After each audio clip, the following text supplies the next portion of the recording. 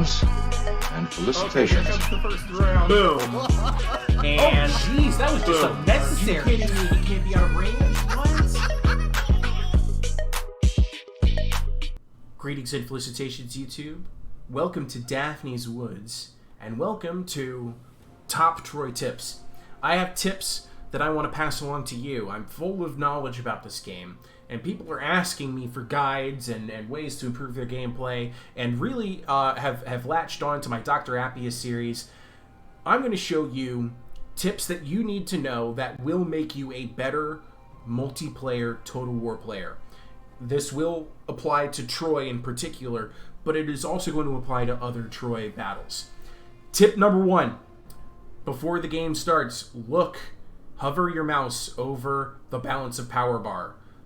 You want to see how many troops your opponent has brought, compared to how many you brought. I brought 814 to my Hippolyta enemy here, who has brought 841. Why is that important for you to know?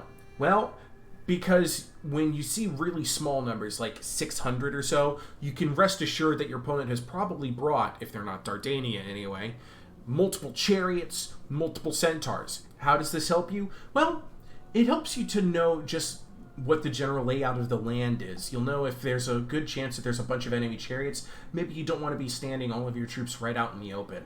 It also tells you that if they have a very large army, there's a very good likelihood they're going to use a lot of their deployment zone. And they might be very spread out instead of all packed together into one tight-knit bunch. If it is, the Cyclops will be good for you. Well, anyway, that brings me to my next tip. Tip number 2. Look at the battlefield from the enemy's perspective. Move the mouse all the way over, flip it around, look at what they are looking at. Look at their deployment. It's difficult to guess what your opponent is going to do, but you can infer a few things about looking at their deployment. I know that there's this huge rocky formation that cuts off the right third of his deployment, and I know that out here, he can't really advance through this section.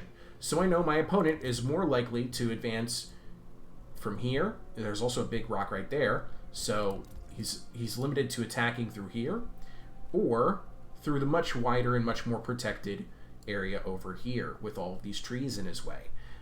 Those trees are a mixed blessing and a curse. It's a blessing because there's a good chance that he'll run into, if he brought his chariots, he'll run into the trees and they'll really slow him down and really hurt his progress. But it'll also protect him from my chariots. So I think it's much more likely that an Amazon player, which usually loves the woods, is going to be deploying in this section of the map. And it's going to be a tough position for him, but that is the best area he has to advance and grow through, with a chance for a flanking force over here.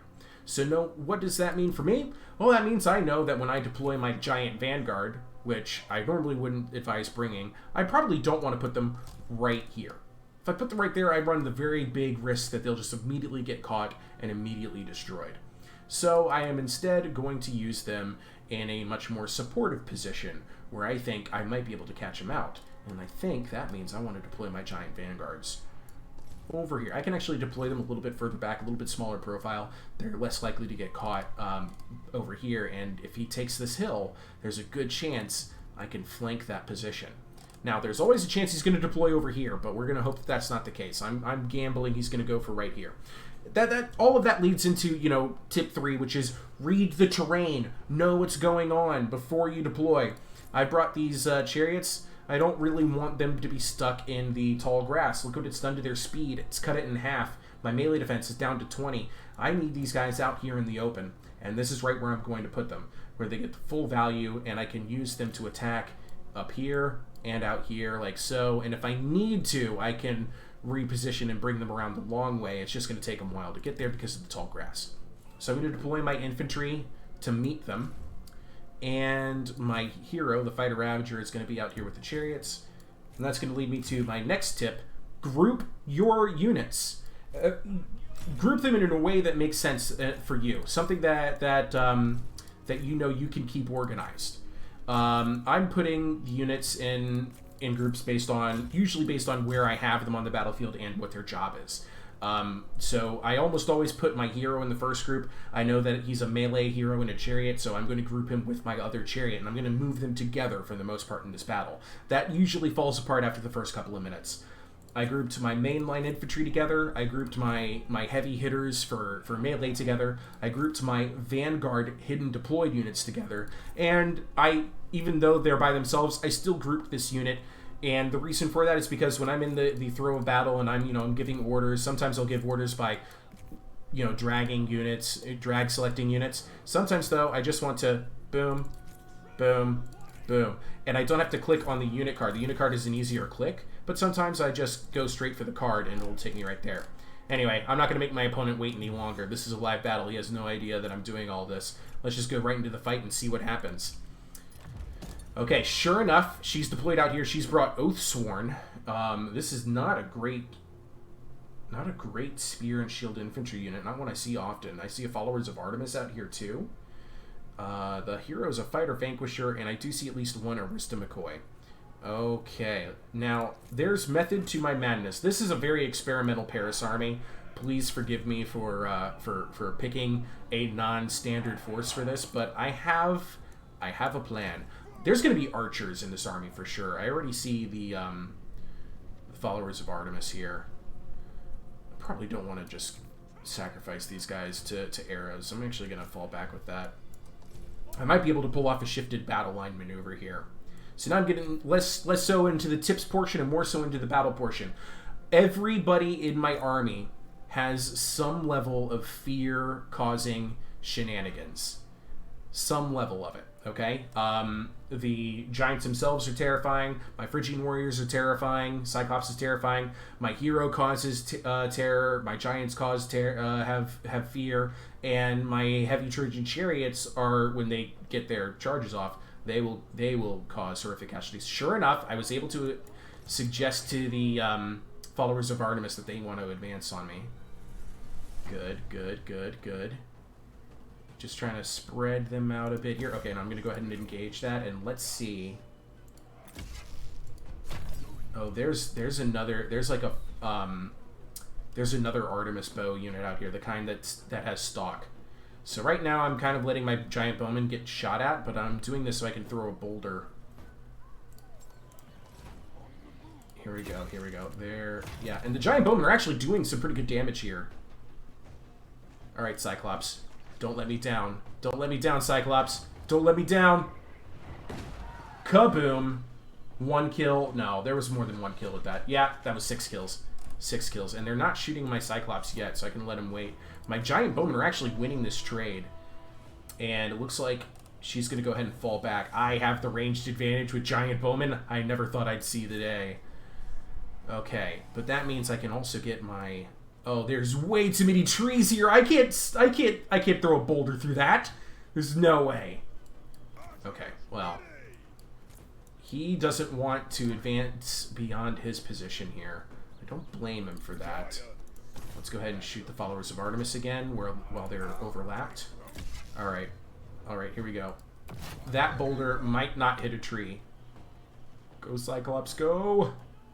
I've gone really far out here. I've abandoned my position a huge distance, but I want to take advantage of this ranged advantage while I've got it. Another huge hit. Cyclops is now up to 16 kills. I wonder if they're going to start targeting him yet. Alright, I can't see the Followers of Artemis anymore, and it looks like he's falling back even further. Okay, well, I've gotten him on the back foot. I need to move up my infantry. And let's see if we can't push anybody else out of the trees here. He might just be trying to bait me in to get attacked, but that's why I'm also advancing with my infantry. I'm going to bring my fast movers around the long way, because I don't want to put them into the trees. I don't trust that there isn't going to be some shenanigans in the trees. And since he's made it clear he's not advancing into me, I'm going to start moving my giant vanguard out. He's probably going to see them, but it'll be okay. Let's move them up. Got them moving out. My giant bowmen are still beating the crap out of the Followers of Artemis. This is great. We have to shoot over the trees at each other. So some of my arrows are getting blocked, so are some of hers. Big trade, big trade, big trade. I'm positive that I'm going to be finding more troops from the enemy's army. Let's see if the giant club... Yeah, the giant vanguard have been seen. They're no longer a big secret. But I'm tearing up the followers of Artemis. Oathsworn 120, that's 240, 360, 450, 510. I've only seen about 511 of his troops. No, wait, I've seen about 600 of his troops. 600. Where are they? I found the Antennae. Heck yeah, giants, please kill some Antennae. Yes, yes, yes. Absolutely. Let's also get these guys out here. Actually, they can... Yeah, yeah. Oh, yeah. I will gladly have Giant Vanguard fight Antennae. Oh my god, there's 4 Antennae. Holy cow. Okay, that's where the rest of the army is. Let's get some support out there quickly. Quickly. Let's target that. Let's get another boulder thrown. Maybe we'll hit that one. Let's move over here. Yeah, the Giants are going to lose that. Unfortunately, they do have bonus versus large. I think they do, but the problem is that it's just way too much for them to take. But I think I can close in on them before all of my Giants break. Giants not doing enough damage here, lads. Not doing enough damage. But I think, yeah, I've scared them away. Here comes the Aristomachoi. Okay, alright. Let's get another boulder out here. Let's see if that'll hit. I think they're going to dodge it. I'm going to cancel that boulder before I waste it. Okay, that was good, that was good. Going to keep shooting the hero here. Let's charge that. Let's charge that. Let's charge that. Let's keep attacking the Giants.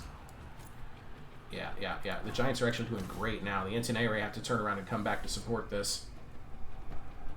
Let's move up here. Let's keep shooting those followers. I think the hero wants to fight my... Yeah, she does. Okay.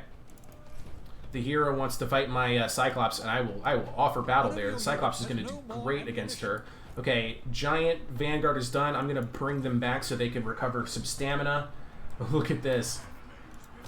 We've dealt with that Antennae, but now the Giants, with the support of a Phrygian warrior, are going to start tearing apart more Antennae, and they're also going to be taking morale penalties from all of the fear that my units cause. Phrygian warriors are going to start losing out here. That's okay. I'm actually confident I can beat Oathsworn. The Aristomachoi, not as confident that I'll beat those. Now look at this. Because I've... went around the long way with my chariots, he's now advanced through the tree line. Oh, man. That's funny. Okay, let's get my Giants involved in the Antennae. They're trying to help their Oathsworn overpower my my Phrygian warriors. That's to be expected, but that's why I brought Giants. Giants are great anti-large. Still recovering stamina there. I don't want to involve them just yet. Look at the huge morale hit on these Oathsworn. And let's go ahead and get my hero in there. My chariots. Let's recharge the Aristomachoi.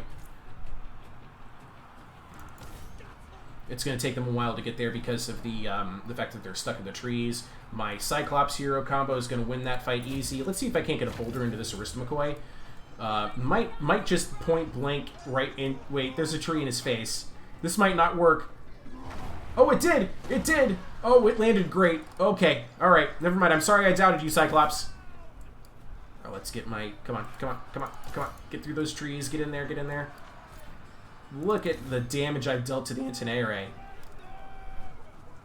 I have lost several of my infantry units. We are fighting in the trees big time. Okay, now we're going after this Aristomachoi. Hopefully we can cause enough fear to her. I'm going to let the giant bowmen continue to heal up. Not heal up, but get their stamina up. That's that blue bar. Stamina is very important for them. Where's my chariots? Oh, they got caught up on the hero. That's fine. Like, no. There she goes. Okay, she's dead. Let's go ahead and get the Cyclops, the hero, everybody else involved. I don't know. This will be a Hail Mary. We'll see if it'll be successful or not. Let's get... Oh, yeah, here we go. Here's the charge I was waiting for. Big hit. Boom.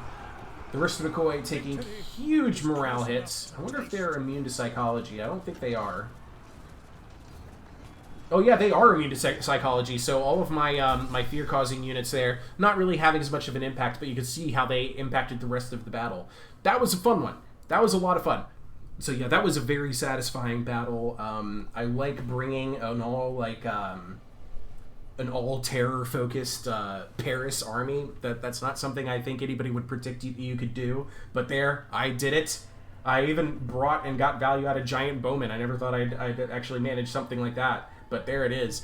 My opponent, I think the Oathsworn played into my hands here. The Oathsworn, I don't think it's a very good unit. They're nowhere near as capable or qualified in holding the line.